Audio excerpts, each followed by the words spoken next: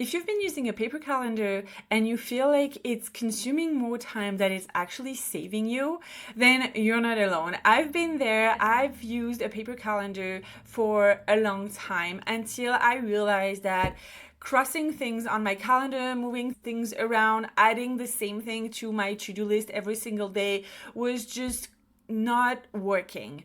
I felt overwhelmed and it was not time efficient. Running 3 businesses and raising 2 little kids, I needed something that was super time efficient and that really helped me keep track of everything and make sure that nothing fell through the cracks. And that's when I discovered ClickUp, and I created a system that really helps me keep track of everything in one place on my computer and on my phone that I can bring everywhere with me. In this video, I'm going to show you the exact system that I created so you can replicate it. This is going to help you get organized and create a calendar that really reflects who you are and where you want to go, and really helps you keep track of all of your tasks.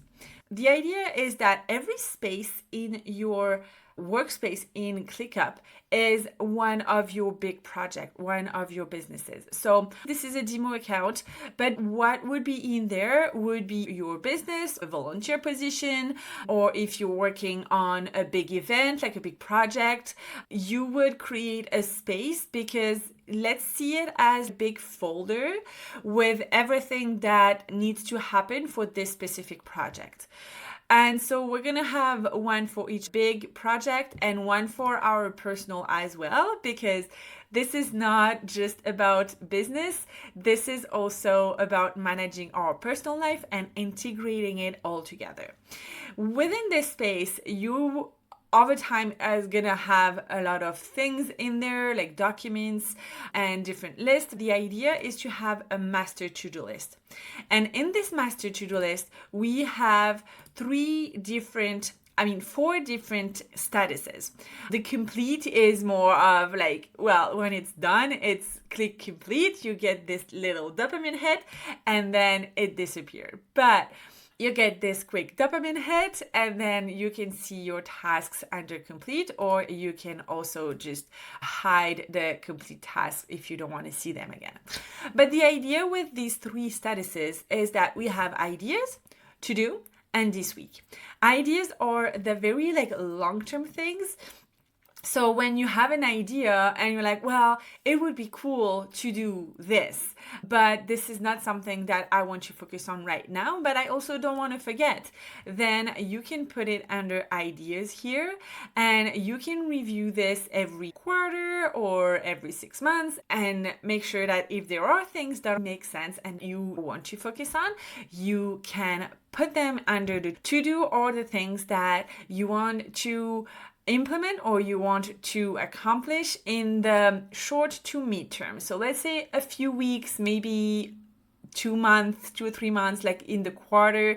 These are the tasks you're going to look at every single week when you plan for your upcoming week, and then decide if there are things you want to focus on this week. And so that brings us to the planning session. Every week I plan my days. Every week I do a power hour session. I do this with my client in Calendar Success, but I also do it for myself. And so this is what I do. I go through all the steps in the power hour planner where we reflect on last week. We list things that makes us happy, and we list one thing that we're going to do to celebrate ourselves. We also list what's hard. So I try to identify what didn't work last week, when things that we had on our list that we did not accomplish, and we get curious about why is that and what we can do in the upcoming week to actually have this happen. Then we plan for the week. To create my to-do list for the week, that's where I go into my master to-do list in each of my spaces. I look at what's under my to-do, and I decide to move under this week things that I want to actually focus on for this upcoming week. I do this for all of my master to-do lists. including my personal one. And then when I'm done with all of these spaces, I create a list for my week so I can see what's happening across the board. And to do that, you can easily create duplicates of all of your tasks into a new list. That's where we have the planning space as well, where I created a list that is specifically for the upcoming week. And now what I'm going to do is add the tasks that I decided to focus on for this week to my weekly list. So here is how I do it. I click them all, and then I click on move, add list.